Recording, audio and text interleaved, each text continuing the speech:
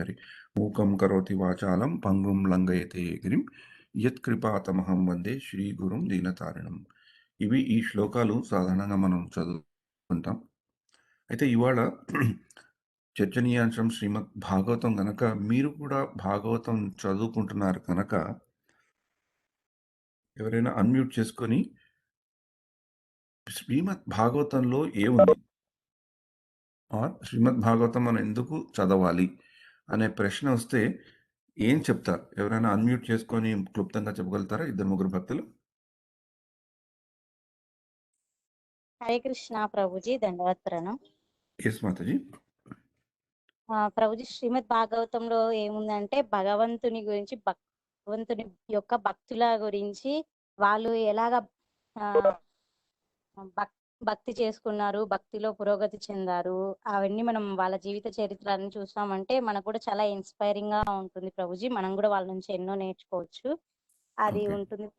అది నేను తెలుసుకున్నాను ప్రభుజీ, శ్రీమద్ భాగవతంలో ఉండేది అని. ఓకే. హరే కృష్ణ. యా, చెప్పండి మాతాజీ, చెప్పండి. ఇంకో క్వశ్చన్ అడిగారు, ఇంకొకటి. ఏంటి మాతాజీ? మీరు ఇప్పుడు 2 క్వశ్చన్స్ కదా ప్రభుజీ అడిగారు. అంటే భాగవతం మీరు 2 క్వెషన్స్ ఆన్సర్ చేశారు మీరు. భాగవతంలో ఏముంది? భాగవతం ఎందుకు ఆ, చదువుకోవాలనేది. అంటే భాగవతంలో భగవంతుడి యొక్క భక్తుల యొక్క చరిత్రలు, లీలలు ఉన్నాయి కాబట్టి అవి చదువుకుంటే మనకి భక్తిలో మనం ముందరికి వెళ్తాం అని చెప్పారు. చాలా బాగా చక్కగా చెప్పారు మాతాజీ. థ్యాంక్ ఇంకేమైనా చెప్తారా? భాగవతం ఎందుకు చదువుకోవాలి అనేది?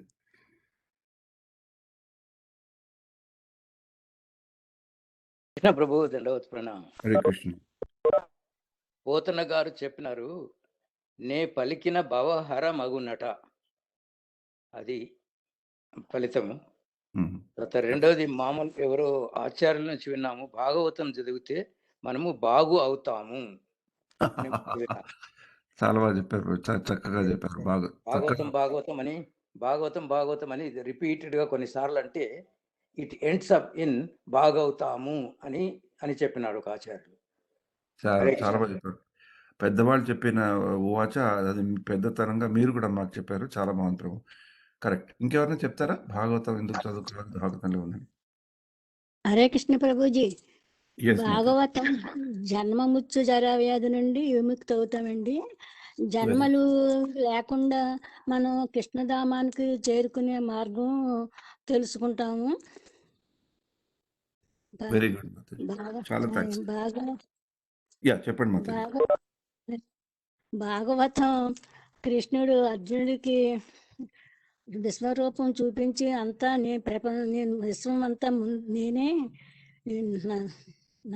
నా తర్వాతే నేనే ఈ సృష్టి అంతా, ఈ జీవరాశులన్నీ నేనే సృష్టించాను. సూర్యుడు, చంద్రుడు, దిక్కులు మొత్తం అన్ని ఈ నేనే సృష్టించాను అని కృష్ణ పరమాత్ముడు చెప్తాడండి. చాలా బాగా చెప్పారు. మీరు చెప్పే విశేషాలు భాగవతంలో 5వ స్కందంలో వస్తాయి. చాలా థాంక్స్ మీ ఇంట్రడక్షన్‌కి. మామూలుగా చెప్పుకోవాలంటే ఎన్నో చెప్పుకోవచ్చు. నేను వేసిన ప్రశ్నకి సమాధానం చాలా చాలా ఉంటాయి. కానీ యెస్ మాతాజీ. భగవద్గీతను కృష్ణుని నోటి ద్వారా వెలువడింది ప్రభుజీ. శ్రీమద్ భాగవతము కృష్ణుని గురించి వర్ణించబడింది Prabhuji. Very good Mataji. Thanks a lot. Hare Krishna. మామూలుగా యెస్ మాతాజీ, చెప్పండి.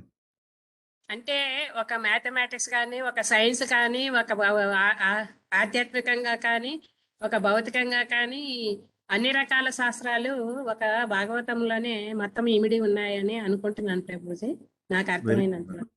Very good Mataji. చాలా చక్కగా చెప్పారు. అంటే Bhagavatam is an answer to all questions అని పెద్దలు చెప్తారనమాట. మీరు చెప్పింది అదే. Bhagavatam is an answer to all question. అన్ని ప్రశ్నలకి సమాధానానికి మనకు చూపెట్టే పురాతనమైన, అతి నిర్మలమైన, అమలమైన గ్రంథం భాగవతం. అంటే భాగవతాన్ని మీరు చాలా చక్కగా చెప్పారు అందరూ. చాలా సంతోషంగా ఉంది. మీరు చెప్పిన విశేషాలు దీంట్లో ఇలా పొందుపరుచుకోవాలనుకుంటే హరే కృష్ణ. ఈ భాగవతము అమల పురాణం నుంచి వచ్చింది. నిత్యం భాగవత సేవయ అనేది విన్నాం ప్రభుజీ.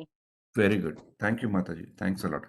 ఈ భాగవతము ఈ భాగవతం అనే పురాణం శుద్ధ భక్తిని మనకి శుద్ధ భక్తి యొక్క మార్గాన్ని చూపెడుతుంది.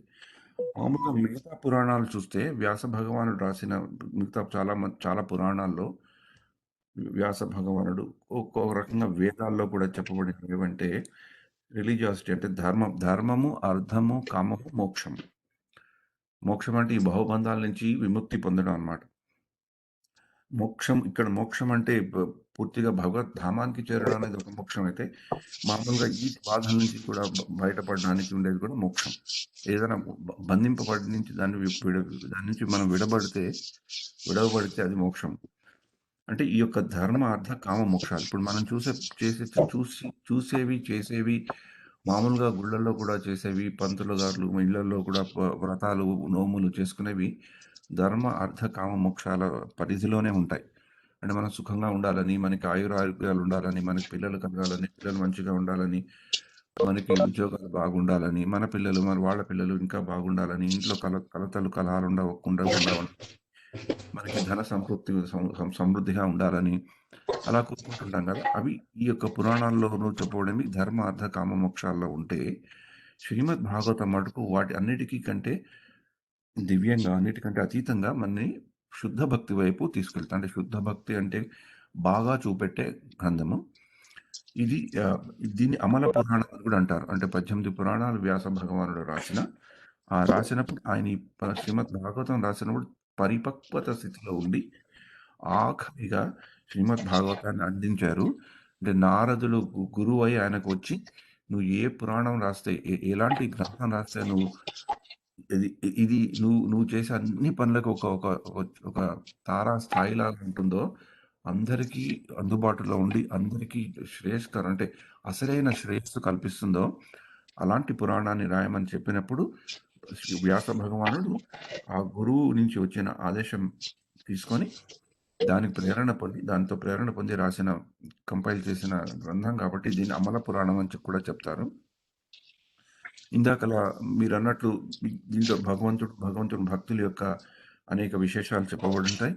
అంటే మనకి భగవంతుడి మీద భయం కంటే కూడా భగవంతుడి మీద ప్రేమని మనం పెంపొందించుకోవాలి అంటే ఇది ఒక చాలా చక్కటి గ్రంథం అన్నమాట. ఇది చాలా పవిత్రమైన గ్రంథము. ఇందాక వామనరిపురం అన్నట్లు ఈ గ్రంథాన్ని కొంతమంది చెప్తారు, ఈ గ్రంథాన్ని ఇంట్లో ఉంచుకుంటేనే చాలా శుభప్రదమని. ఉంచుకొని అప్పుడప్పుడు దాన్ని తెరిచి చదువుతుంటే మనకి ఆధ్యాత్మికంగా పురోగమతి సాగిస్తామండి.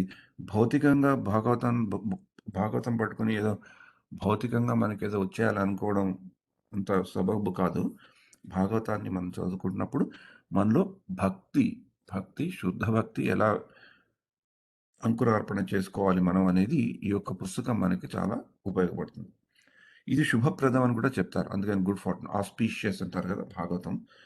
అండ్ ఇది ఒక వేదాంతాల్ని మళ్ళీ సంక్షిప్తంగా చెప్పిన వేదాంత సూత్రాల యొక్క భాష్యం, కామెంటరీ అని కూడా చెప్తారు. అంటే నేను కొన్ని పాయింట్స్ చెప్పాను.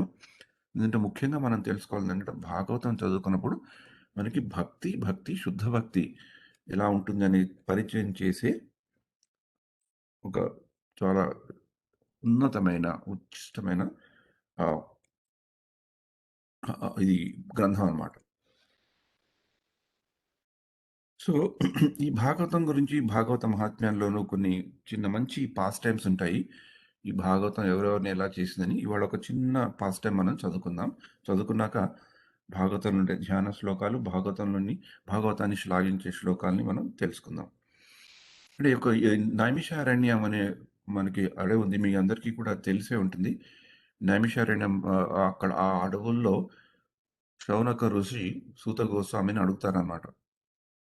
మనం ఏం చేస్తే మనలో భక్తి పెరుగుతుంది, మనం ఏది వింటే దేన్ని స్మరిస్తే ఈ కలియుగం యొక్క చెడు ఎఫెక్ట్స్ అంటూ ఉంటాయి కదా, పరిణామాలు ఎలా తగ్గుతాయి అని అడుగుతారు. ఆయన తనకే కాదు, తనతో ఉండే 87,000 మంది అక్కడ ఉన్నారన్నమాట సూత గోస్వామి వచ్చినప్పుడు. అయితే అప్పుడు ఏంటి, వాళ్ళకే కాకుండా జనాలందరికీ శ్రేయస్కరంగా ఉండేదేనని ఆ నైమిషారణ్యంలో అడుగుతారు. ఒక్క నిమిషం నేను చిన్న డైవర్షన్ తీసుకుంటాను ఇక్కడ మనకు చెప్పడానికి. ఎందుకంటే ఈ నైమిషారణ్యం అనే ప్రదేశం ఉంది కదా, అంటే ఇప్పుడు ఎక్కువగా చాలా మందికి తెలియకపోవచ్చు. ఈ నైమిషారణ్యం అనేది లక్నో దగ్గరలో ఉంటుందన్నమాట. లక్నోకి ఉత్తర దిశగా మీకు కనబడుతుంది కదా, ఉత్తర దిశగా ఒక 100 కిలోమీటర్ల దూరంలో నైమిషారణ్యం ఉంటుంది. ఇటు తూర్పు దిక్కుగా అయోధ్య ఉంటే, పశ్చిమ దిక్కుగా బృందావనం ఉంటుంది. అంటే పూర్వం రోజుల్లో ఈ నైమిషారణ్యం అనేది చాలా పవిత్రమైన స్థలం కింద భావించేవాళ్ళు. అంటే మనం ఈ భూమండలం ఉంది గదా! మన ఈ గ్లోబ్ అంటాం గదా! భూమండలం. ఒక స్ ఒక మనకొక ఒక దానిమ్మ పండో, ఆరెంజ్ పండో లాగా, నారింజ పండులాగా ఉంటుంది గదా! భూమండలం. అలా ఉన్న వాటికి ఒక సెంటర్ ఆఫ్ గ్రావిటీ అండి. కేంద్ర బిందువు అని ఉంటుంది. అంటే ఈ భూమండలానికి ఒక కేంద్ర బిందువు లాంటి ప్రదేశం అని పూర్వం చెప్పేవాళ్ళనమాట. ఇప్పటికీ కొంతమంది ఆర్కియాలజిస్ట్ దాన్ని కూడా ధృవీకరిస్తారు. అంటే భూమండలం అందరికీ చుట్టూ తిరిగేది నైమిషారణ్యము. ఈ యొక్క తీర్థం ఈ పవిత్ర తీర్థంలో ఆ యొక్క ఋషులు అప్పుడు ఉండడం అంటే కలియుగ ప్రారంభంలో అక్కడ ఉండి వాళ్ళు ఎన్నో సంవత్సరాల నుంచి వాళ్ళు భగవంతుడిని ధ్యానిస్తూ ఆత్మ సాక్షాత్కారం పొందిన ఋషుల దగ్గరికి సూత గోస్వామి వచ్చినప్పుడు ఆ శౌనకాది ఋషులు ఆయనను అడుగుతారన్నమాట. అందుకని ఈ నైమిషారణ్యం అనేది చాలా ఇంపార్టెంట్ ప్లేస్. మనకి ఇది కూడా చెప్తుంటారనమాట. ప్రతి యుగంలోనూ మనకి జస్ట్ టేక్ ఇట్ 1 సెకండ్. ఒక్కొక్క అంటే మనకి పెద్దలు వాటి యొక్క ఇంపార్టెన్స్ చెప్పడానికి ప్రతి యుగంలోనూ ఒక్కొక్క క్షేత్రానికి ఒక పవిత్రత ఉంటుంది. ఆ క్షేత్రానికి ఒక ప్రాముఖ్యత ఉంటుందని చెప్తారనమాట.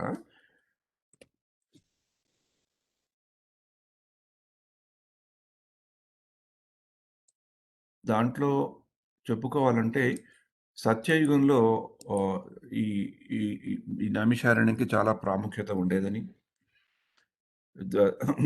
ఇప్పుడు ఈ మహాభారతంలోను, రామాయణంలో కూడా ఈ యొక్క మన యొక్క పురాణాల్లో ఈ నైమిషారణ్యం పేరు వస్తుంది. ఈ నైమిషారణ్యం ఏం చెప్తారంటే ఈ 4 యుగాల్లో ఒక్కొక్క పుణ్యస్థానానికి చాలా ప్రాముఖ్యత ఉంటుంది. సత్యయుగంలో ఈ నైమిషారణ్యానికి చాలా ప్రాముఖ్యత ఉండేదని. త్రేతాయుగంలో పుష్కర్ అని రాజస్థాన్‌లో ఉంటుంది. దానికి చాలా ప్రాముఖ్యత ఉంటుందని. ద్వాపర యుగంలో కురుక్షేత్రము, హస్తినాపురము, కురుక్షేత్రము వాటికి చాలా ప్రాముఖ్యత ఉందని. కలియుగంలో అంటే చాలామంది గంగాదేవిని పూజిస్తారు.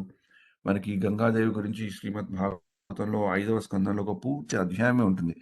గంగాదేవి ఈ భూమండలంలోకి, భరతవర్షంలోకి, ఈ భరత ఖండంలోకి ఎలా వచ్చింది? దాని యొక్క ఇంపార్టెంట్ గురించి ఉంటుందనమాట. అందుకని ఎప్పుడైతే మనం ఈ యొక్క నైమిషారణ్యం గురించి మాట్లాడుకుంటున్నామో, మనంతట మనసులో సత్యయుగానికి వెళ్ళినట్లు మనం ఫీల్ అవ్వచ్చు. ఎందుకంటే సత్యయుగంలో చాలా ప్రాధాన్యం పొందిన క్షేత్రం నైమిషారణ్య క్షేత్రము. నేను వెళ్ళలేదు. కానీ దీని గురించి మనకి ఇస్కాన్ సంస్థలో 'బ్యాక్ టు గాడ్‌హెడ్' అనే మాసపత్రికలో, ఇంగ్లీష్ మాసపత్రికలో దీని గురించి ఒక ఆర్టికల్ కూడా వచ్చింది. భక్తి వికాస్ మహారాజ్ రాశారు. ఆ ఆర్టికల్ చదివాక చాలా నేను ఇన్‌స్పైర్ అయ్యాను. ఎప్పుడైనా వెళ్ళాలి అనే ఒక చిన్న కోరిక కూడా ఉంది. మీరు కూడా ఎప్పుడైనా ఉత్తర భారతదేశం వెళ్తే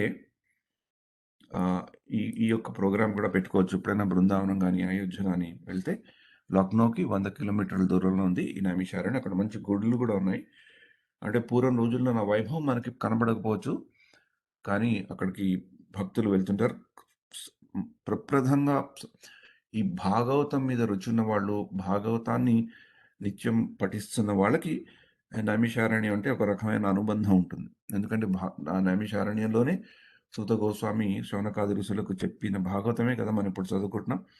అందుకని ఆ పరంగా చూసుకుంటే ఈ భాగవతానికి ఒక రకమైన ఇంపార్టెన్స్ ఉంటుంది. ఆ నైమిషారణ్యం కూడా చూడాలని ఒక్కడు పంపిస్తుంది. ఇప్పుడు ఎలా ఉంది నైమిషారణ్యం అని. సో అదయ్యాక అయితే అలాగా ఒకసారి నైమిషారణ్యంలో ఈ శౌనకాది ఋషులు అడిగారనమాట. ఇది నైమిషారణ్యం గురించి నేను జియోగ్రఫిక్ విషయాలు మీకు చెప్పాను. అయితే అప్పుడు సూత గోస్వామి చెప్పారనమాట. ఆయన అన్నారు, నేను మీరు అడిగిన ప్రశ్నలన్నిటికీ ఒక సారాంశంగా, ఒక అంతిమ విశేషంగా, అతి ముఖ్యమైన విశేషాన్ని చెప్తాను. అది నేను చెప్పినప్పుడు మీరు వింటే మీకు జన్మ మృత్యు మీద భయం తగ్గి మీలో భక్తి పెరుగుతుంది. తర్వాత అలా చెప్పాక అంటే మీకు జన్మ మృత్యు అనే దాని మీద భయం తగ్గి భక్తి మీద ఆసక్తి పెరుగుతుందని చెప్పి శౌనకాది ఋషులకి ఆయన ఏం చెప్తారంటే పూర్వం రోజుల్లో కుమారులు అంటే సనత్ కుమారులు ఉన్నారు కదా, బ్రహ్మ యొక్క పుత్రులు, వాళ్ళు కూడా ఈ భాగవతాన్ని నారదుడికి చెప్పారు అని చెప్తారు. అంటే గురు పరంపరలో వచ్చింది అనమాట ఈ భాగవతం. బ్రహ్మ ఫస్ట్ వస్తుంది. భగవంతుడి నుంచి బ్రహ్మ చతుశ్లోకిలో రూపంలో తెలుసుకుంటారు. దాన్ని ఎక్స్పాండ్ చేయడం జరుగుతుంది. ఈ నలుగురు కుమారులు శ్రీమద్ భాగవతం నారదుడికి ఇస్తే, నారదుడు ఇది రాయమని వ్యాసుడికి చెప్తే, వ్యాసుడు చెప్పిన భాగవతాన్ని సుఖదేవ్ గోస్వామి నేర్చుకుని పరీక్షితుడి మహారాజ్కి కావాల్సినప్పుడు పరీక్షిత్ మహారాజ్కి చెప్పి, ఆ పరీక్షితుడి మహారాజు చెప్పినప్పుడు అక్కడ ఉండే ఎంతో మంది దేవతలు, మునులు దాన్ని వినడం, దాన్ని మళ్ళీ ప్రచారం చేయడం.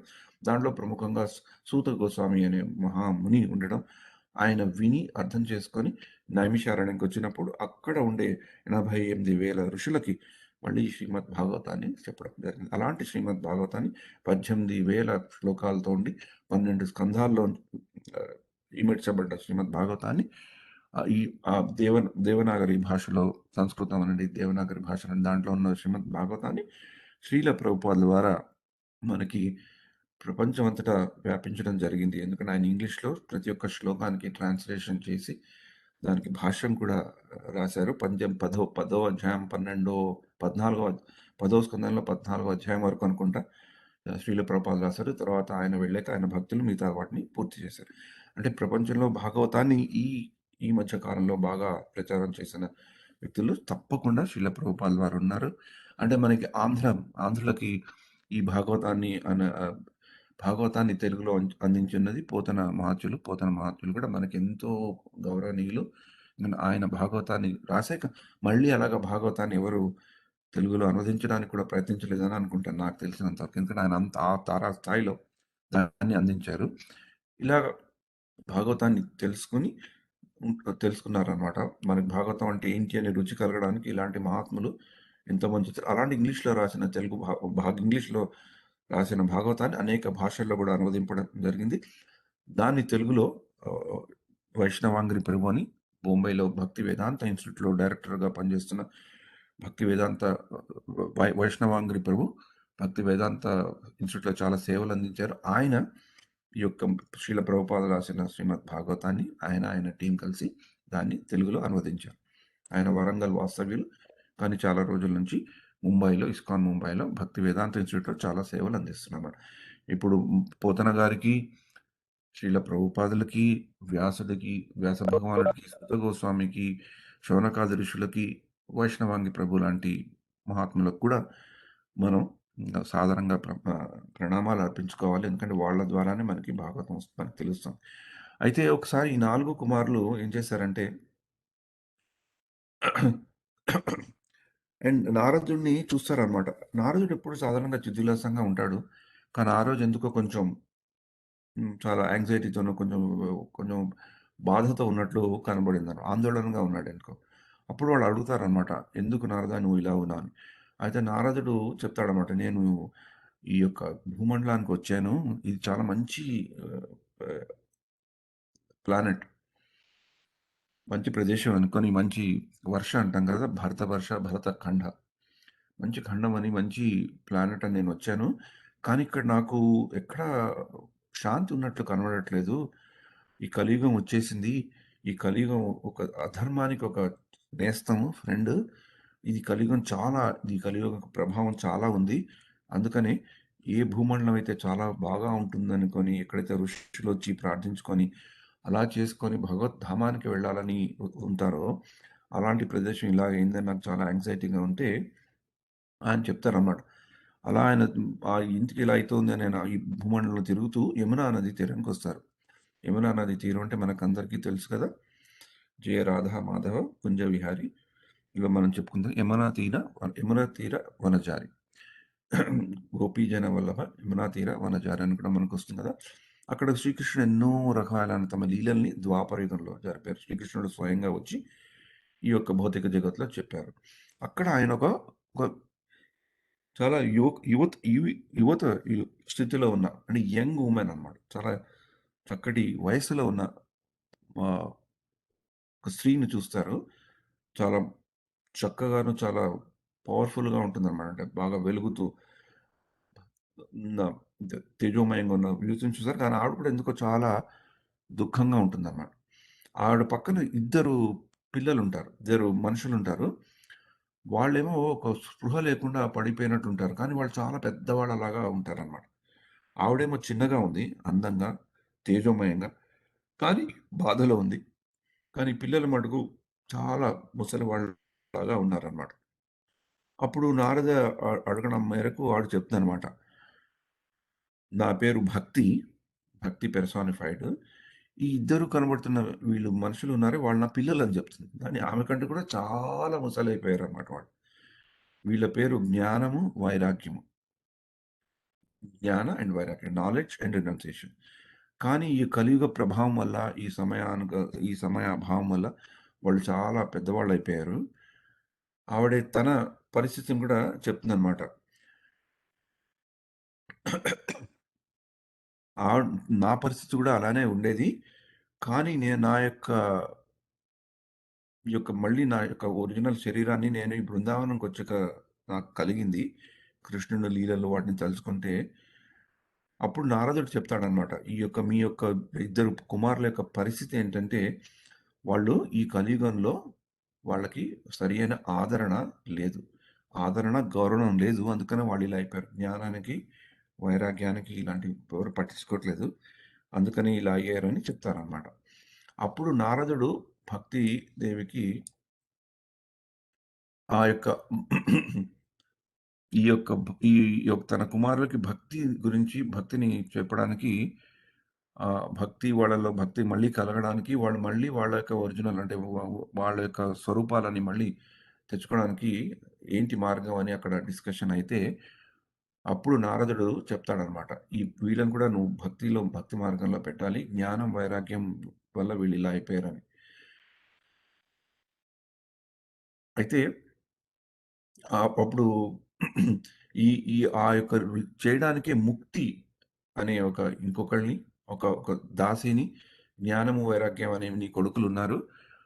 కానీ ఈ కలియుగం వచ్చే వరకు కలియుగం మొదలయ్యాక ముక్తి అనేది ఇప్పుడు ఇందాక వామనహరి అన్నారు కదా! భాగవతం వింటే భవతరణ మగుటనట. అంటే మనం ముక్తిని పొందుతాం. ఆవిడ తట్టుకోలేక ఆ దాసి వెళ్ళిపోయింది.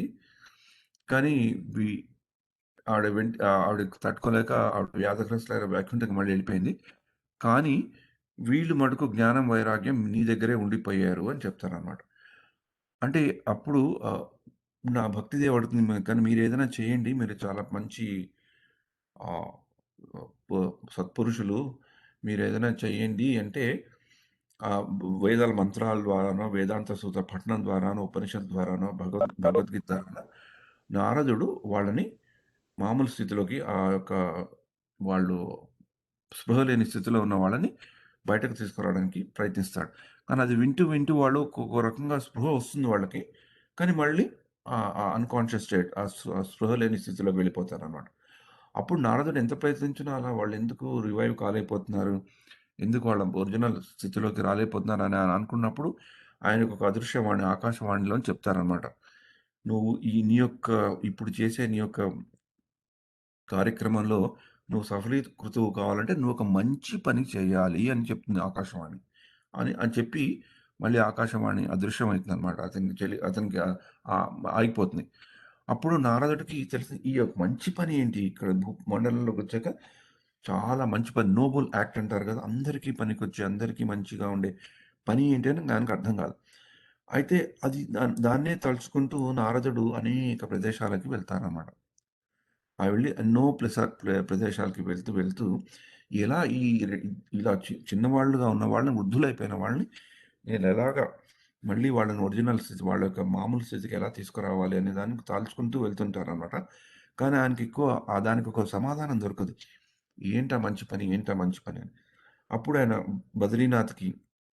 బద్రీనాథ్‌లో వెళ్ళి ఆయన తపస్సు చేయడం మొదలుపెడతారనమాట. ఈ యొక్క దానికి ప్రశ్నకి ఉత్తరం ఏంటి? ఈ యొక్క నోబుల్ యాక్ట్ అంటే ఈ యొక్క అతి ముఖ్యమైన, అతి శ్రేయస్కరమైన పని ఏం చేయాలి? ఏం చేస్తే అది అయితుందని దానికి ఒక సమాధానం కొరకు ఆయన తపస్సు చేయడం మొదలుపెడతారు. అప్పుడు ఆయనకు దగ్గరకొస్తారు కుమారులు.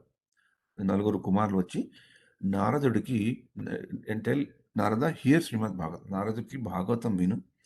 భాగవతం విని ఆ భాగవతం ఎప్పుడైనా చెప్తే ఆ జ్ఞాన వైరాగ్యం అనే ఇద్దరు పురుషులు భక్తిదేవి యొక్క కుమారుల్ని వాళ్ళు ఈ యొక్క స్పృహ లేని స్థితిలోంచి మామూలుగా అవుతారు అని. అప్పుడు నారదుడు ఈ జ్ఞాన యజ్ఞం అంటే శ్రీమద్ భాగవతం యొక్క పఠనం ఒక జ్ఞాన యజ్ఞం లాగా ఆయన పఠిస్తారనమాట. And as them were to perform. అప్పుడు నారదుడు కూడా అడుగుతాడనమాట ఎక్కడ చేయాలి. అప్పుడు నారదుడు నిశ్చయించుకుంటాడు ఈ శ్రీమద్ భాగవత పఠనం ఒక జ్ఞాన యజ్ఞం లాగా చేస్తే ఈ జ్ఞానం వైరాగ్యం అనే వాళ్ళు మామూలు స్థితిలోకి వస్తారు.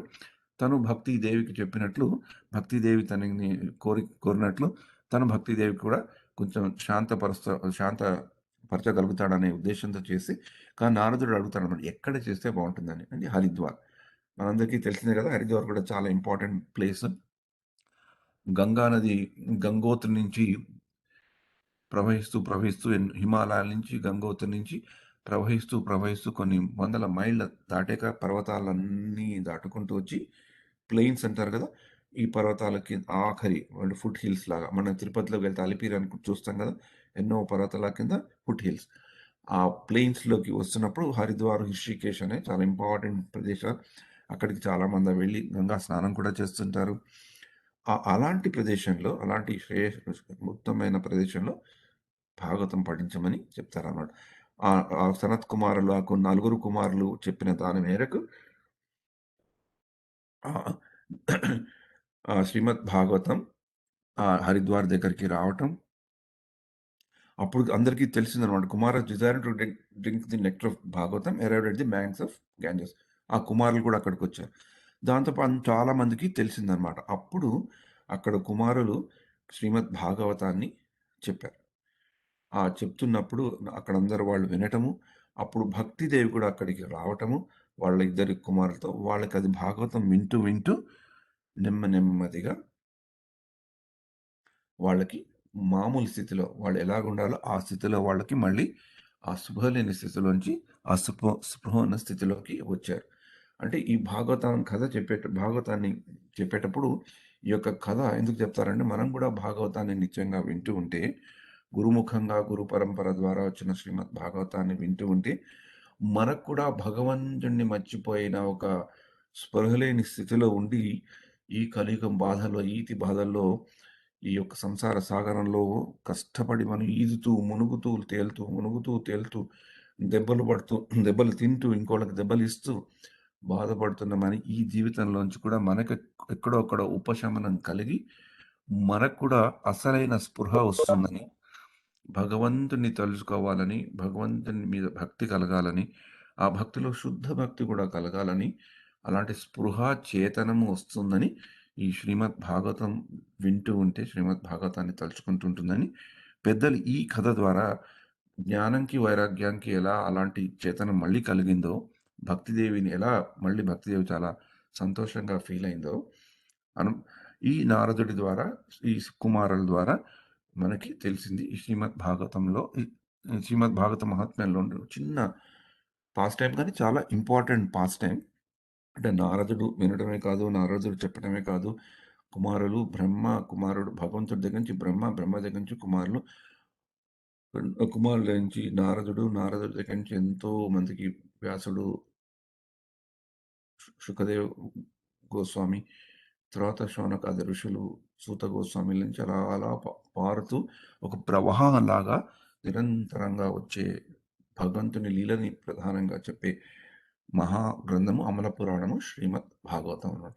అందుకని భాగవతాన్ని చదివేటప్పుడు సాధారణంగా 2 శ్లోకాలు ఇందాక మాతాజీ కూడా చెప్పారు. ఓం నమో భగవతే వాసుదేవాయ అని తలుచుకుంటూ 3 సార్లు నారాయణం నమస్కృత్య నరం చైవ నరోత్తమం దేవీం సరస్వతిం వ్యాసం తతో జయం ఉదిరతే. నారాయణని తలుచుకుంటూ, సరస్వతీ దేవిని తలుచుకుంటూ, వ్యాసుని కూడా తలుచుకుంటూ వాళ్ళ యొక్క కరుణా కృపా కటాక్షాలు మన మీద ఉండాలని తలుచుకుంటూ భాగవతాన్ని మొదలు పెడతారనమాట. దాంతోపాటు ఇంకొక శ్లోకం కూడా చదువుకుంటారు. దాన్ని నష్టప్రాయేషు అభద్రేషు నిత్యం భాగవత సేవయ భగవతి ఉత్తమ శ్లోకే భక్తి భవతి నైష్టికి. ఇది శ్రీల ప్రభుపాద వారు చాలా సార్లు కోట్ చేసిన నష్టప్రాయేషు అభద్రేషు. ఈ ఈ కలియుగంలో ఉండే మన జీవితంలో ఉండే అభద్రాలన్నీ తొలగించడానికి, నష్టం చేయడానికి నష్టప్రాయేషు అభద్రేషు నిత్యం భాగవతస్య భాగవతాన్ని తలుచుకోవడం. భగవతి ఉత్తమ శ్లోకే భగవంతుని గురించి ఉన్న ఉత్తమమైన శ్లోకాలను చూసిన ఈ భక్తిని నైష్టిక్ అంటే ఇది తలుచుకోవడం వల్ల ఇలా నిత్యం భాగవత సేవ చేయడం వల్ల భక్తి నైష్టిక్ భగవత్ మీద భక్తి తప్పకుండా వస్తుందని చెప్పారంట. ఈ నైష్టిక్ అండ్ ఇర్రివోకబుల్ ఫ్యాక్ట్ అని శ్రీల ప్రభుపాద ఆంగ్లంలో చేశారంట. అంటే ఇంకా ఢోకా లేదనమాట. ఘంటా పదంగా గట్టిగా బల్ల గుద్ది చెప్పవచ్చు అని అంటాం కాదు, తెలుగులో ధోకా లేదనమాట. Irrevocable fact. ఆ యొక్క సత్యాన్ని మనం మళ్ళీ మార్చలేం. అలాంటిది ఇచ్చేది భగవన్ మీద భక్తి ఇచ్చేది భాగవతం అంటారు. అది ధ్యాన శ్లోకాలు. మామూలుగా మనం ఇక్కడ ఎవరైనా మనం ప్రవచనాల్లో చూసినప్పుడు వచ్చినప్పుడు కూడా మనం సాధారణంగా భక్తులు తప్పకుండా ఆ 2 శ్లోకాలని పఠిస్తారు. అది కాకుండా వాళ్ళకి నచ్చిన వాళ్ళ క్రమంలో వాళ్ళు కొన్ని శ్లోకాలు కూడా చదవచ్చు. కానీ ఇవాళ మనం ఏం తెలుసుకుందాం అంటే కొన్ని శ్లోకాలు టైం ఉన్నంత వరకు ఈ భాగవతాన్ని శ్లాఘిస్తూ కొన్ని శ్లోకాలు అనమాట. వాటిని గురించి కూడా తెలుసుకుంటే మనం భాగవతం యొక్క ప్రాముఖ్యత మనకి తెలుస్తుంది. మనం ఎప్పుడైనా చదువుకోవడానికి కూడా బాగుంటుంది. కంఠస్థ పెడితే పెట్టవచ్చు. లేకుంటే దాని మీనింగ్ కూడా తలుచుకోవచ్చు. నేను ఇవాళ 2, 3 ఎంత టైం ఉంటే అన్ని శ్లోకాలు మనం నేర్చుకుందాం దీంట్లో. చాలా కొంచెం సింపుల్‌గానే ఉంటాయి. ఫస్ట్ నేను ఇంగ్లీష్‌లో ఉంది. తర్వాత నేను పెడతాను. ఇంగ్లీష్‌లో ఒక్కసారి, 2 సార్లు చదివాక, ఒక్కొక్క లైన్ చదివాక నేను తెలుగులో పెడతాను. ఫస్ట్ కొంచెం మీనింగ్ నాకు తెలిసిన మటుకు నాకు చేతనైనంత వరకు చెప్పి అర్థం తెలుగులో పెడతాను. తెలుగులో నా రిక్వెస్ట్ ఏంటంటే ఎవరైనా 2, 3 భక్తులు ముందరకొచ్చి వాటిని కూడా చదవండి. ఈ సెషన్ అయ్యాక ఇంగ్లీష్‌లోను, ఈ మీనింగ్‌తోను, తెలుగులోను మీకు మన వాట్సాప్ ఫోరంలో పెట్టడం జరుగుతుంది. అది మీరు ఎప్పుడైనా తలుచుకోవచ్చు. ఇంట్లో వీలుంటే ప్రింట్‌ఔట్ అయినా తీసుకొని మీ దగ్గర పెట్టుకోవచ్చు, వినొచ్చు. సర్వశాస్త్రాభిపీయూష సర్వవేదైక సత్ఫల సర్వ సిద్ధాంత రత్నాధ్య సర్వలోకైక ప్రద సర్వశాస్త్రాభిపీయూష. దీనిలో కొన్ని మనకు తెలుగులో వాడుకునే పదాలు సంస్కృత పదాలు కూడా వస్తాయి. సర్వం అంటే అంతం, శాస్త్రాలన్నిటినీ, పీయూష అంటే తాగడం కానీ ఆస్వాదించడము, సర్వ వేదైక సత్ఫల ఆ వేదాల నుంచి వచ్చే ఫలితాలు అంటే వేదాలన్నిటిని మనం ఈ టర్నింగ్ అంటాం కదా, తిప్పడం ఆ టర్నింగ్ చేసాక ఆ యొక్క వేదాల యొక్క సారం అంటే ఓ సముద్రం లాంటి ఉండే వేదాల యొక్క సారం మనకి తగులుతుంది. మనం దాన్ని తాగవచ్చు. సర్వ సిద్ధాంత రత్నాధ్య అంటే అన్ని సిద్ధాంతాలు అన్ని వేద వాంగ్మయాల్లో ఒక రత్నంలాగా ఉండేది. అంటే ఈ ఈ రత్నాల్లాగా ఉండడం కాదు, ఆ శాస్త్రాలన్నిటికీ ఒక రత్నాలతో అమర్చి రత్నాలకు ఆభరణంగా చేసుకొని ఆ శాస్త్రాలన్నీ బాగా ఉజ్వలింపజేసేది. For enriched jewels of spiritual conclusion. ఆ వేద వాంగ్మయాల్లో ఉండే అన్ని ఒక నిర్దేశాల్ని, ఆదేశాల్ని పొందుపరిచేది ఈ యొక్క దీని ఈ చెప్తూ శ్రీకృష్ణ పరివర్తిత అంటే మనకు ఒక దివ్యమైన దృక్పథాన్ని, ఆధ్యాత్మిక దృక్పథాన్ని మనకే కాకుండా ప్రజలందరికీ కల్పించేది ఈ శ్రీమద్ భాగవతం. సర్వ శాస్త్రాభిపీయూష nectar churned from the ocean of Vedic scripture. Sarva Vedika Satphala, O prominent transcendental fruit of all Vedas. Sarva Siddhanta Ratnadhya, O you who are enriched with the jewels of all spiritual philosophical conclusions. O you grant the spiritual vision to all people in the world. Sarva Shastrabhipiyusha, Sarva Vedika Satphala, Sarva Siddhanta Ratnadhya, సర్వలోకైక ప్రద. అంటే దీన్ని మనకి సనాతన గోస్వామి కృష్ణ లీలస్థవ అనే పుస్తకంలో పొందుపరిచారనమాట. శ్రీమద్ భాగవతాన్ని తలుచుకునే మొదట శ్రీమద్ భాగవతాన్ని అంటే క్రమబద్ధంలో శ్రీమద్ భాగవతాన్ని ఒక పాఠశాలలోకి వెళ్ళి ఒక పాఠ్య శైలిలో శిక్షా శిబిరంలో భాగవతాన్ని నేర్చుకునే వాళ్ళు ఈ యొక్క శ్లోకాల్ని ప్రతి క్లాస్ ముందర ఒకసారి పఠిస్తారనమాట. అంటే భాగవతాన్ని వాళ్ళు సీరియస్గా చదువుతున్నారు కనుక భాగవతం అంటే ఏంటో అనేది మనసులో ఇమడడానికి ఈ శ్లోకాన్ని తలుచుకుంటారు. మళ్ళీ ఒక్కసారి నేను చదువుతాను. సర్వశాస్త్రాబ్ధి పీయూష సర్వ వేదైక సత్ఫల సర్వ సిద్ధాంత రత్నాధ్య సర్వలోకైక దృక్ప్రద. ఇది నేను తెలుగులో చెప్తాను. ఎవరైనా ఇద్దరు ముగ్గురు మాతాజీలు చదువుతారా ఒకళ్ళ తర్వాత ఒకళ్ళు? నెంబర్ 1ది.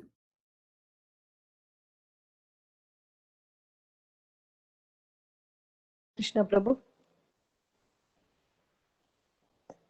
హరే కృష్ణ ప్రభు. చదవండి మాతాజీ. సర్వశాస్త్రాబ్ది పీయూష సర్వవేదైక సత్ఫల సర్వ సిద్ధాంత రత్నాద్య సర్వలోకైక దృక్ప్రద. వెరీ గుడ్ మాతాజీ. ఇంకెవరైనా చదువుతారా? హరే కృష్ణ ప్రభుజీ. హరే కృష్ణ. సర్వశాస్త్రాబ్ది పీయూష సర్వ వేదైక సత్ఫల సర్వ సిద్ధాంత రత్నాద్య సర్వలోకైక దృక్ప్రద. హరే కృష్ణ. హరే కృష్ణ. దీన్ని కొంచెం హరే ట్యూన్లో కూడా చదువుతారు. సర్వశాస్త్రాబ్ధి పీయూష సర్వవేదైక సత్ఫల సర్వ సిద్ధాంతరత్నాధ్య సర్వలోకైక దృక్ప్రద అని కూడా చదువుతారనమాట. తర్వాత నెక్స్ట్ శ్లోకం ఏంటంటే సర్వ భాగవత ప్రాణ.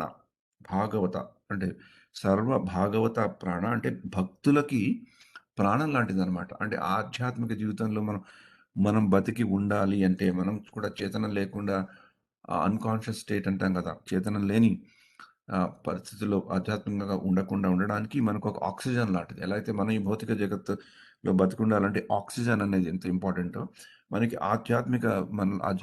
ఆధ్యాత్మికత మనలో జీవించి ఉండాలి అంటే దీనికి ఒక ప్రాణం లాంటిది. సర్వ భాగవత ప్రాణ శ్రీమద్ భాగవత ప్రభో అంటే ఒక భాగవతాన్ని ఒక పర్సనాలిటీగా అక్కడ సంబోధించడం జరుగుతుంది అనమాట. సర్వ భాగవత ప్రాణ శ్రీమద్ భాగవత ప్రభో. ఓ భాగవత ప్రభో, నువ్వు మా ఆధ్యాత్మిక జీవితంలో ఒక ప్రాణవాయువు లాంటి ప్రాణవాయువు లాంటిది, ప్రాణవాయు లాంటిది. కలి ధ్వాంతోదిత ఆదిత్య శ్రీకృష్ణ పరివర్తిత. అంటే ఈ కలియుగంలో ఒక సూర్యుడిలాగా వచ్చి కలియుగంలో ఉండే అంధకారాన్ని దూరం చేశావు. నువ్వు స్వయంగా కృష్ణుడివే ఈ భాగవత రూపంలో, ఈ గ్రంథం రూపంలో మా వరకు వచ్చావు. సర్వ భాగవత ప్రాణ శ్రీమద్ భాగవత ప్రభో కలి ద్వాంతోదిత ఆదిత్య శ్రీకృష్ణ పరివర్తిత. సర్వ భాగవత ప్రాణ శ్రీమద్ భాగవత ప్రభో కలిద్వాంతోదిత ఆదిత్య శ్రీకృష్ణ పరివర్తిత. ఎవరైనా ఇంగ్లీష్లో చూసి చదివే వాళ్ళన్నారా మాతాజీ? నేను తెలుగులోకి వెళ్ళేమంటారా? కొందరికి ఇంగ్లీష్ కన్వీనియంట్గా ఉంటుందేమో. హరే కృష్ణ ప్రభుజీ. నేను చదవనా? షూర్ మాతాజీ. సర్వ భాగవత ప్రాణ శ్రీమద్ భాగవత ప్రభో కలి ద్వంద్వోదితాదిత్య శ్రీకృష్ణ పరివర్తిత. హరే కృష్ణ. హరే కృష్ణ. థ్యాంక్ యూ మాతాజీ. తెలుగులో చదువుతారు ఎవరైనా ఇద్దరు భక్తులు? హరే కృష్ణ ప్రభుజీ. దండవత్ ప్రణం. సర్వభాగవత ప్రాణ శ్రీమద్ భాగవత ప్రభో కతిద్వాంతోదిత ఆదిత్య శ్రీకృష్ణ పరివర్తిత. Thank you Prabhuji. హరే కృష్ణ. ఇంకేమైనా చదువుతారా? హరే కృష్ణ ప్రభుజీ.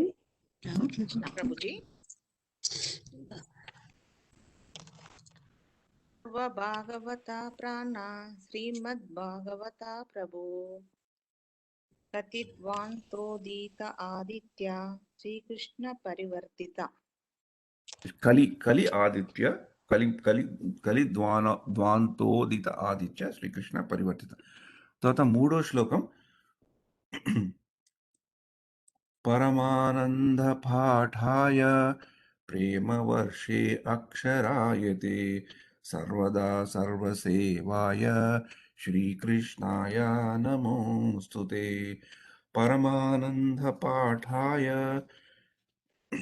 ప్రేమ వర్షే అక్షరాయతే సర్వదా సర్వసేవ్యాయ శ్రీకృష్ణాయ నమోస్తుతే. ఓ శ్రీమద్ భాగవతము, నీకు నేను నమస్కరిస్తున్నాను. నేను నా యొక్క గౌరవపూర్వకమైన నమస్కారాలు తెలుపుతున్నాను. నీ యొక్క గ్రంథాన్ని చదవడం వల్ల తప్పకుండా నాకు అద్వితీయమైన ఆనందాన్ని కలుగుతుంది. దివ్యమైన ఆనందం నాకు కలుగుతుంది. బ్లిస్. ఎందుకంటే నీలో నీ నీ నీ నీ యొక్క గ్రంథంలో ఉండే ఈ యొక్క సిలబస్ అక్షరాలు అన్నీ ఒక శుద్ధమైన భక్తిని మాకు చెప్పేవి. అంటే ఒక వర్షం లాంటివన్నమాట. ప్రతి ఒక్క అక్షరం ఒక వర్షంలాగా మాకు శుద్ధ భక్తిని తెలిపేది. ఈ ఎవరైతే గ్రంథాన్ని చదువుకుంటున్నామో ఆ శుద్ధ భక్తి యొక్క వాన మాలో వస్తుంది నీ యొక్క పదాల ద్వారా. You are always to be served by everyone. నిన్ను అందరూ సేవించవలసిన దానివి. నువ్వు స్వయంగా శ్రీకృష్ణుడి యొక్క అవతారానివి. ఒకటి భాగవత రూపంలో, పుస్తక రూపంలో వచ్చిన అవతారానివి అని సనాతన గోస్వామి కృష్ణలీల సభలో చెప్పారనమాట. నేను తెలుగులోకి తీసుకెళ్తాను. ఇంకెవరన్నా చదువుతారా?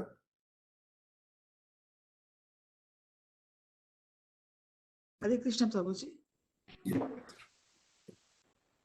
పరమానంద పాఠాయ ప్రేమవర్షి అక్షరాయతే సర్వదా సర్వసేవాయ శ్రీకృష్ణాయ నమోస్తుతే. హరే కృష్ణ ప్రభుజీ.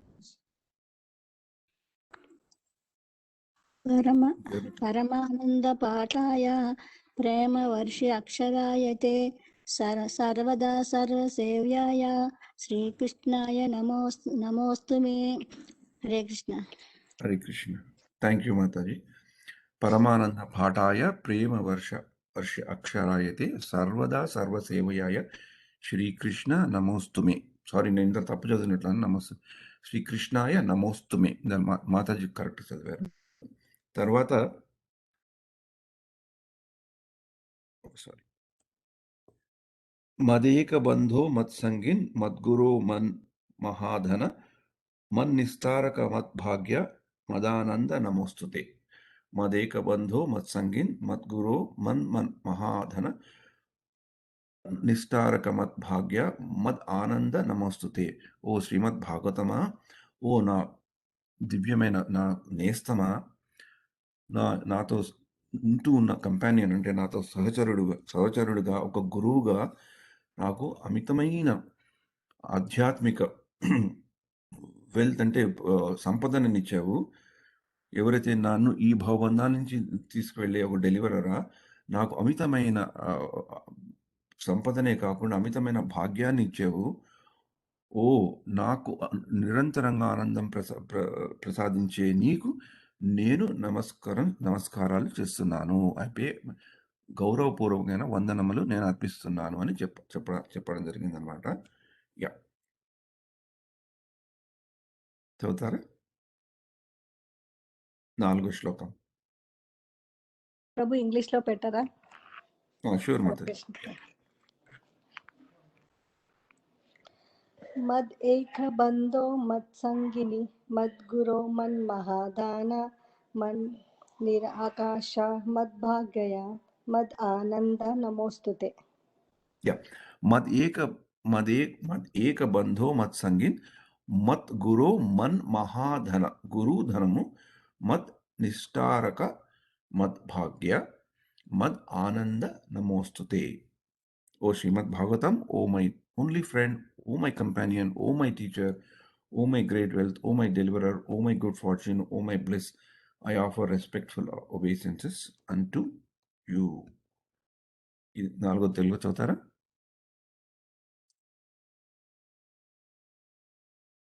హరే కృష్ణ ప్రభుజీ.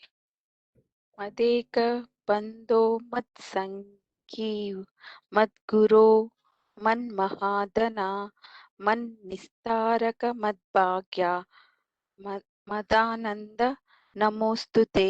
హరే కృష్ణ. ఇక్కడ శ్రీమద్ భాగవతాన్ని మన ఒక బంధువు కింద, మనతో ఉండే కంపానియన్ కింద, ఒక గురువు కింద, మనకి అతి అతి అతి వైభవమైన మనకి సంపత్తు, ఆనందాన్ని మనకిస్తూ మనని భవబంధాల నుంచి నడిపించే, భవబంధాల నుంచి విముక్తి పొందించి మనని భక్తి మార్గంలో తీసుకెళ్లే దాని కింద ఇక్కడ సనాతన గోస్వామి సంబోధిస్తున్నారన్నమాట. అసాధౌ సాధుతాదాయిన్ అతి నీచోచ్చ తాకర హాన ముంచ కదాచిన్ మాం ప్రేమ్న హృత్ కంఠయో స్ఫుర. అసాధౌ సాధుతాదాయిన్ అతి నీచోచ్చ తాకర హానా ముంచ కదాచిన్ మాం ప్రేమ్న హృత్ కంఠయో స్ఫురా. ఓ శ్రీమద్ భాగవతమా, యువర్ గివర్ ఆఫ్ సెయింట్లీనెస్ టు అన్సెయింట్లీ. అంటే అసాధువులు కాని వాళ్ళని సాధువులుగా చేస్తావు, వాళ్ళకి సాధుత్వం అనేది ఇస్తావు. అందరినీ పతిత పావనుల్లాగా పతితమైన వాళ్ళని పావనం చేస్తాము. నన్ను ఎప్పుడు వదలకు.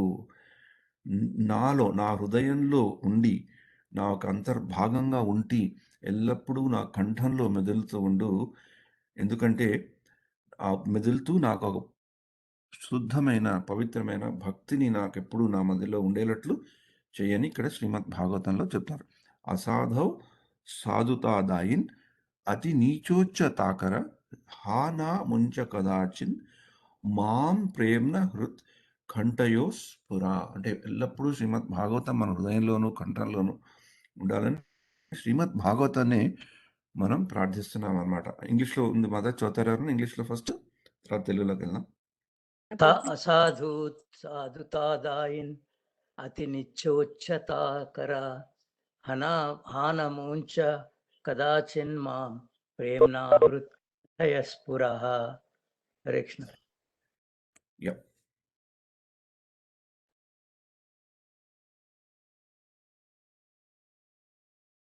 తెలుగులో చదువుతారా? హరే కృష్ణ ప్రభుజీ.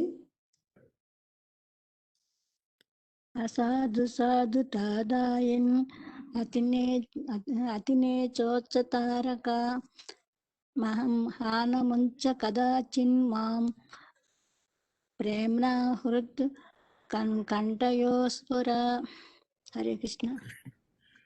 నేను మీనింగ్ ఇందాక చెప్పుకున్నాం కదా, అందుకనే ఈ శ్లోకాలని మనం, అంటే ఈ శ్లోకాల్లో ఏం చెప్పారు అనేది మనం అప్పుడప్పుడు గుర్తుపెట్టుకుంటే దీన్ని వీటి కంటెస్ట్ కూడా పెట్టచ్చు. దీంట్లోనే మూలమైన అర్థాన్ని మనం గ్రహించగలిగితే, అంటే శ్రీమద్ భాగవతంలో ఈ శ్రీమద్ భాగవతం యొక్క ప్రాముఖ్యతని మనకి ఎప్పుడైతే ఇంకా మనం తెలుసుకుంటూ ఉంటామో, శ్రీమద్ భాగవతాన్ని చదువుతూ ప్యారలల్గా, అప్పుడు మళ్ళీ చంద్రవంశీ గారు వచ్చి శ్రీమద్ భాగవతం గురించి చెప్తున్నప్పుడు మనకి దాని మీద ఉండే మక్కువ, ఆసక్తి, రుచి కూడా పెరుగుతని పెద్దలు చెప్పడం జరిగింది. అందుకని ఈ పెద్దలు మనకి ఇలాంటి శ్లోకాలని చెప్తారనమాట. ఇది ఎవరైనా ఒక్కసారి మళ్ళీ 5 చదువుతారా? ఐ థింక్ కొన్ని 2-3 నిమిషాల టైం ఉంది. హరే కృష్ణ ప్రభుజీ. అసాధు సాధుతాదాయిన్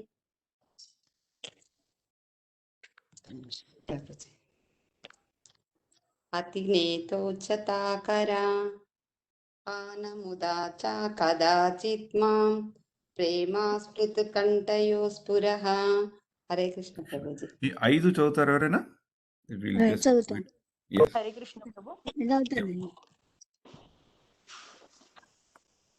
సర్వశాస్త్రాభిపీయూష సర్వవేదిక సత్ఫల సర్వసిద్ధాంత రత్నాఢ్య సర్వలోకైక దృక్పద సర్వభాగవత ప్రాణ శ్రీమద్భాగవత ప్రభో కలిద్వాంతోదిత ఆదిత్య శ్రీకృష్ణ పరివర్తిత పరమానంద పాఠాయ ప్రేమ వర్షి అక్షరాయతే సర్వదా సర్వసేవ్యాయ శ్రీకృష్ణాయ నమోస్తు మే. మదేక బంధో మత్ సంగిన్ మద్గురో మన్మహాధన మన్ నిస్తారక మత్ భాగ్య మదానంద నమోస్తు తే. అసాధు సాధుతాదాయిన్ అతినే చోచ్చతారక ఆన్ముంచ కదాచిన్ మాం ప్రేమ హృత్. హరే కృష్ణ. కంఠయో స్ఫుర. నేను ఒకసారి మళ్ళీ లాస్ట్లో చదువుతాను. అంటే మన శ్రీమద్ భాగవతం మీద మనకి ఒక ప్రేమ, ఆసక్తి, రుచి, గౌరవభావం కలగాలని గురుముఖంగా వస్తున్న భాగవత యొక్క పాఠ్యాంశాలు, తాత్పర్యాలు, అర్థాలతో కూడి మన భక్తులు వచ్చి మన ముందరికి మనకి భాగవతం గురించి, మనకి భాగవతంలో ఉండే విషయాలని మనకి దర్శింపజేస్తున్నారని వాళ్ళకు కూడా ఎంతో వినయపూర్వకమైన నమస్కారాలు తెలుపుకుంటూ, అలా మనకి అందించిన దానికి ఇచ్చి మూలమైన ప్రేరణ శ్రీల ప్రభుపాదుల ద్వారా మనం తీసుకున్నందుకు శ్రీల ప్రభుపాదుల వారు శ్రీమద్ భాగవతాన్ని అంత చదివి ఆచార్యుల నుంచి ఆయనకి తెలిసినది, అర్థమైనది మనం తెలుసుకోవాల్సింది ఎంతో చాలా డీటెయిల్డ్‌గా ఉన్న భాషలో ఆయన పొందుపరిచారు. అది మనం చదువుకొని ఆయన యొక్క కృపా కటాభిషిక్షణాలతో మనం శ్రీమద్ భాగవతం ఎలా చదువుకోవాలి, ఏ భావంతో చదువుకోవాలనే భావనని పెంపొందించేవి ఈ యొక్క కొన్ని శ్లోకాలు కృష్ణ లీలస్తవలో సనాతన గోస్వామి ద్వారా చెప్పుకున్నవి. అంటే ఇవి మనం గుర్తుపెట్టుకుంటే భాగవతం యొక్క గ్లోరీ అంటే భాగవతం యొక్క విశిష్టతను మనం గుర్తుపెట్టుకుంటే బ్యాక్‌గ్రౌండ్‌లో భాగవతం ఇందాక నేను చెప్పినట్లు భాగవతం విన్నప్పుడు గాని, చదివినప్పుడు గాని దాని మీద ఒక ఉండవలసిన గౌరవం మనకి ఉంటుంది. ఇది ఈ ఇది అనుకోకుండా యాదృచ్ఛికంగా ఎలాగో ఈ సెషన్ తీసుకోవడం జరిగింది.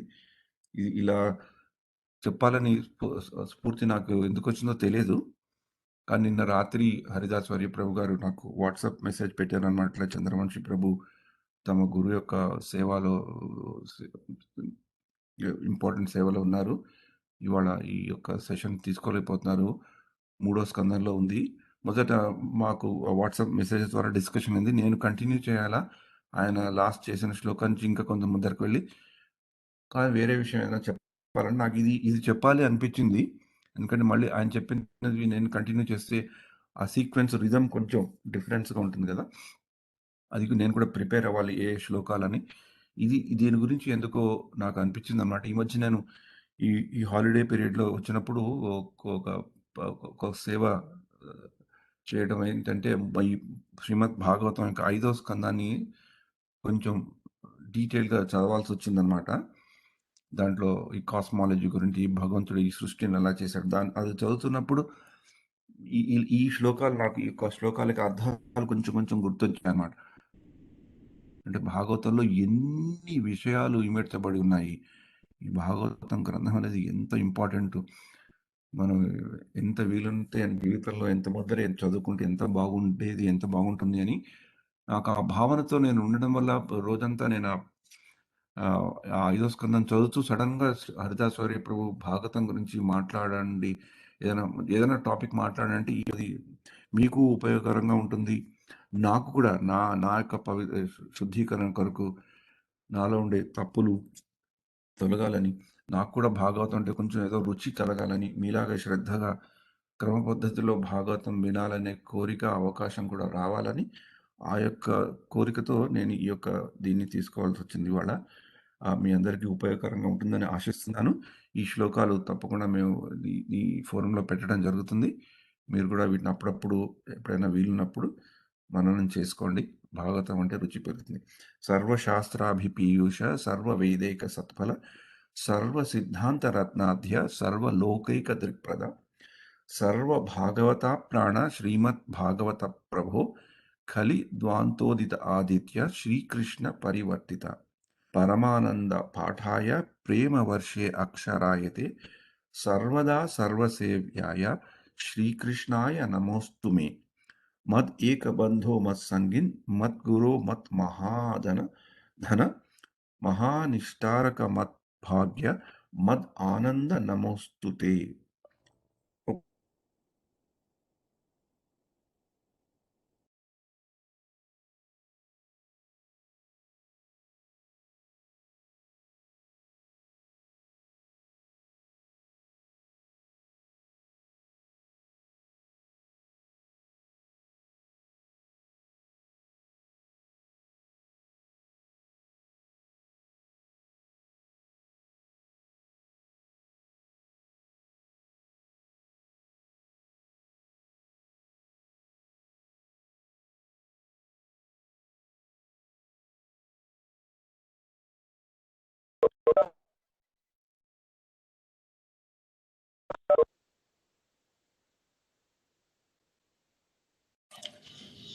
Looks like Prabhuకి డిస్కనెక్ట్ అయినట్టుంది.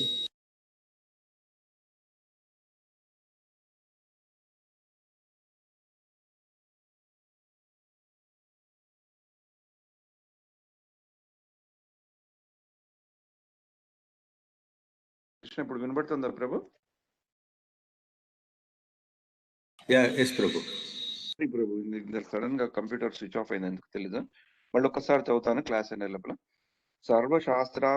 సర్వశాస్త్రాబ్ధి పీయూష సర్వ వైదైక సత్ఫల సర్వ సిద్ధాంత రత్నాధ్య సర్వలోకైక దృక్ప్రద సర్వ భాగవత ప్రాణ శ్రీమద్ భాగవత ప్రభో కలి ద్వాంతోదిత ఆదిత్య శ్రీకృష్ణ పరివర్తిత పరమానంద పాఠాయ ప్రేమ వర్షే అక్షరాయతే సర్వదా సర్వసేవ్యాయ శ్రీకృష్ణ నమోస్తుమే మదేక బంధో మత్సంగిన్ మద్గురో మన్మహాధన మహానిష్టారక మద్భాగ్య మద్ ఆనంద నమోస్తుతే అసాధౌ సాధుతాదాయిన్ అతి నీచోచ్చతాకర ఆన ముంచ కదాచిన్ మాం ప్రేమ్న హృత్ కంఠోయ స్ఫురా. హరే కృష్ణ కృష్ణ కృష్ణ హరే హరే హరే రామ రామ రామ హరే హరే. భక్తులందరికీ చాలా చాలా ధన్యవాదాలు. థ్యాంక్స్ నాకు ఈ సదవకాశాన్ని ఇచ్చినందుకు. శ్రీమద్ భాగవతం గురించి తలుచుకునే చాలా మంచి అవకాశం మీ మందరం నుంచి వచ్చి, ఎందుకంటే మీరు ఎంతో శ్రద్ధా భక్తులతో ఈ యొక్క పఠనాన్ని, శ్రీమద్ భాగవతమే కాదు, Ramayanam, Chaitanya Charitamrita, Bhagavad Gita, nectar of devotion, భక్తి రసామృత సింధు, ఇవన్నీ బాగా వింటున్నారు, చదువుకుంటున్నారు. మీరందరూ ఎంతో ఎంతో ఎంతో పుణ్యం చేసిన వాళ్ళని నాకు అనిపిస్తుంది. ఇంత సంవత్సరం కంటే ఇంకా ఎక్కువగా 14 నెలల నుంచి ఇలా నిరంతరంగా రోజు వారిగా ఇలా చదువుకునే ఈ యొక్క ఫోరమ్స్ అంటే ఈ యొక్క ఇలాంటి ప్రోగ్రామ్స్ నేను ఎక్కడ ఎప్పుడు చూడలేదు. మళ్ళీ ఏదో గుళ్ళల్లో ఇలా అవుతాయని వినటం చూడటమే కానీ మామూలు ఇలా వర్చువల్ మాధ్యమాలు ఇలా అవుతుంటాయని నాకు అసలు ఇంతవరకు కని విని అడగని ఇలాంటి ఫోరం ఇది చాలా చాలా చాలా మంచిది. ఇలానే మీరు కంటిన్యూ అవుతూ ఉండండి, అన్ని తెలుసుకోవడానికి మీకు అవకాశం ఉంటుంది. మాలాంటి వాళ్ళు వచ్చి ఏదో చదువుకొని చెప్పడం వల్ల మాకు కూడా మా హృదయంలో కూడా అబద్ధాలు ఉండే మలినాలు కూడా తొలగే అవకాశం, ఆపర్చునిటీ ఉంది. హరే కృష్ణ కృష్ణ కృష్ణ హరే హరే హరే రామ రామ రామ హరే.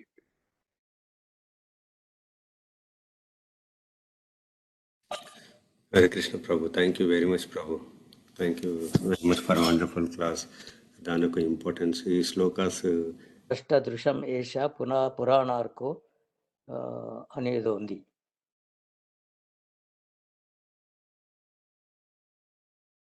మ్యూట్ లో ఉన్నారు ప్రభు.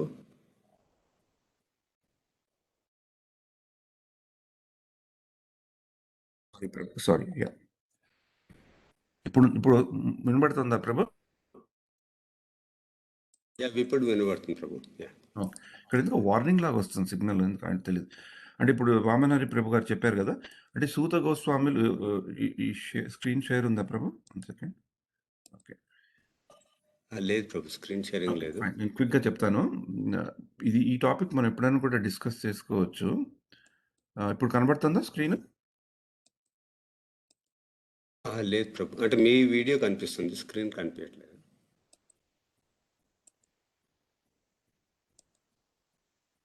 ఇప్పుడు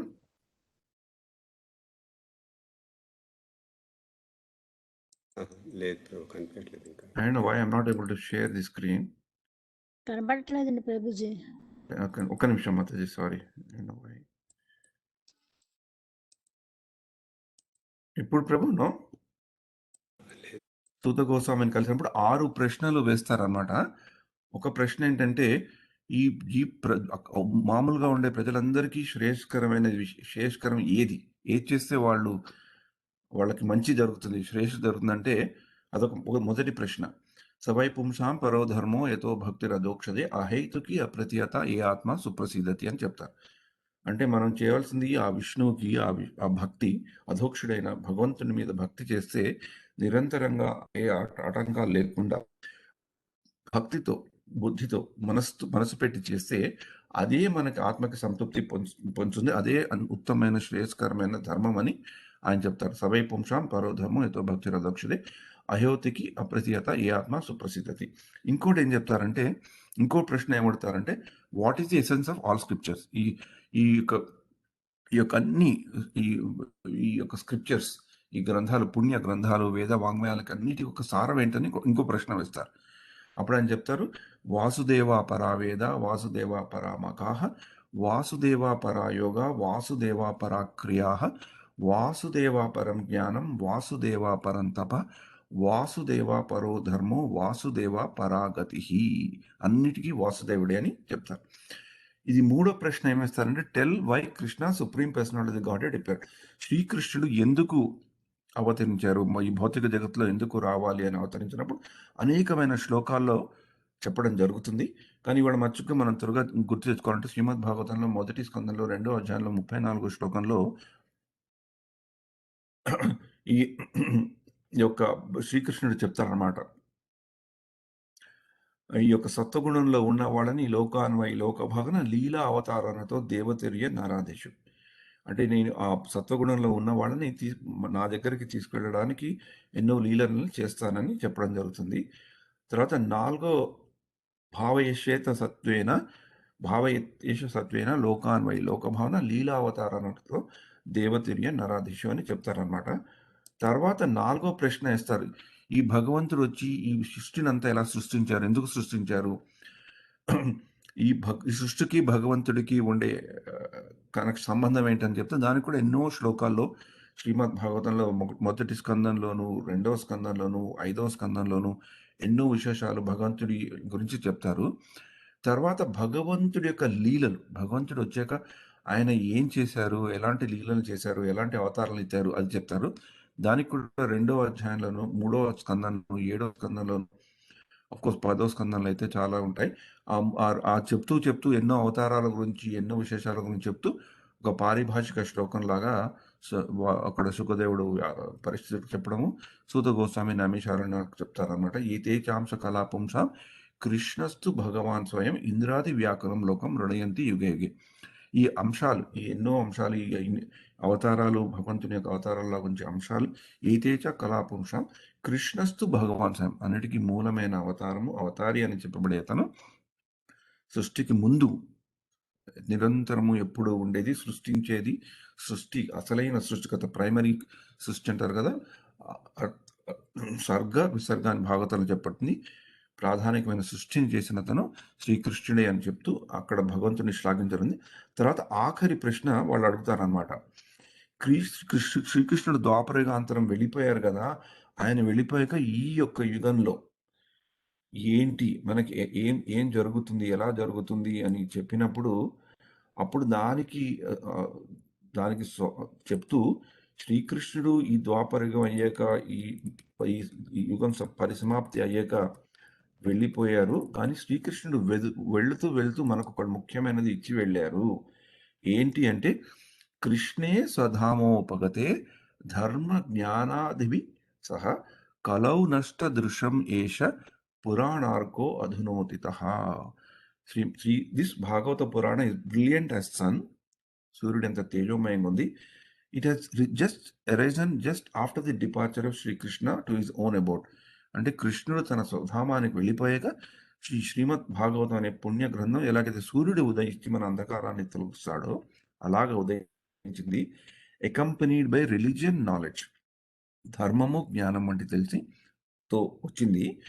persons who have lost their vision due to dense darkness of ignorance in the age of Kali. ఎవరికైతే మనకి ఈ కలియుగంలో ఈ కలియుగ ప్రభావం వల్ల మనకి ఆధ్యాత్మిక చింతన పూర్తిగా దూరం అయిందో, ఆధ్యాత్మికంగా మనం అంధకారం అయిపోయాము. అందుకనే చెప్పుకుంటాం కదా, ఓం అజ్ఞాన తిమిరాంధస్య జ్ఞానాంజన శాలకయ చక్షురు ఉన్మిళితమైన తస్మై శ్రీ గురవే నమః. అందుకని గురువుకి మనం ప్రార్థిస్తాం కదా. ఈ కలియుగంలో అలా అయినందుకు అలాంటి వాటికి ఈ యొక్క భాగవత పురాణం ఒక వెలుగు లాంటిది. సూర్యోదయం అయితే ఎంత చక్కగా వెలుగుంటుందో అలాంటిది అని చెప్పి 6వ దీంట్లో ఇది చెప్తారన్నమాట. మనకి ఎప్పుడైనా వీలున్నప్పుడు దీని గురించి ఈ 6 ప్రశ్నల గురించి ఒక చిన్న చర్చనీయాంశంగా ఒకరోజు తీసుకోవడానికి ప్రయత్నం చేద్దాం. ఇది కూడా ఈ 6 ప్రశ్నలు తీసుకుంటే ఈ భాగవతంలో ఈ యొక్క 6 ప్రశ్నలకి సమాధానంగా నడిచే కథా ప్రసారమే ఆ యొక్క భాగవతము. ఎక్కడో ఒక్కడ ఈ యొక్క ప్రశ్నలకి సమాధానం మనకి దొరుకుతూ ఉంటుంది. కొన్ని చోట్ల ఒక్క ప్రశ్నకి కొన్ని చాలా శ్లోకాల్లో కూడా సమాధానాలు దొరుకుతాయి అన్నమాట. హరే కృష్ణ ప్రభు. వామన ప్రభు, this is what you wanted. మళ్ళీ నేను ఒకసారి చదువుతాను. కృష్ణే స్వధామోపగతే ధర్మ జ్ఞానాదివి సహ కలౌ నష్ట దృశ్యం ఏష పురాణార్కో అధునోతితః. థ్యాంక్ యూ ప్రభు.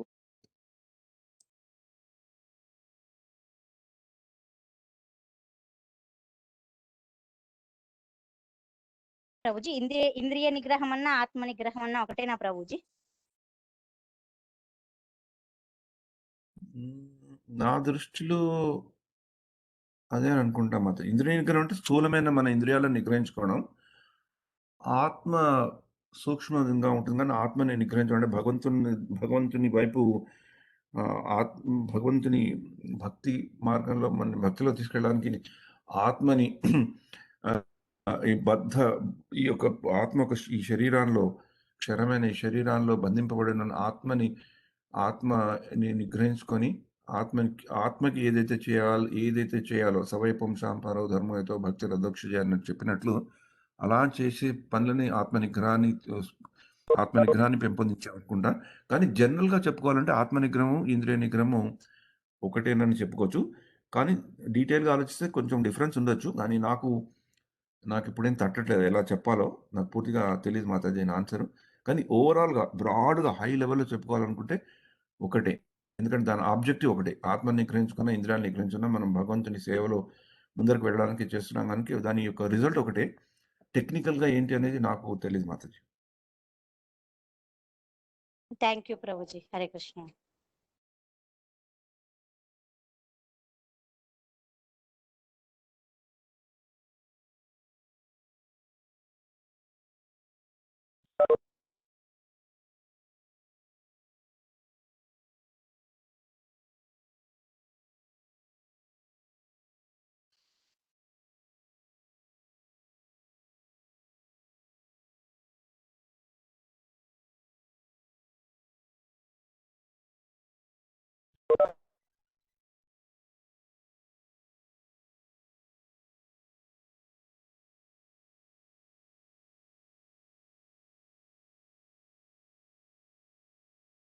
హరే కృష్ణ ప్రభు. హరిదాస్ వారి ప్రభు నెక్స్ట్ ప్రోగ్రామ్ వెళ్తారా?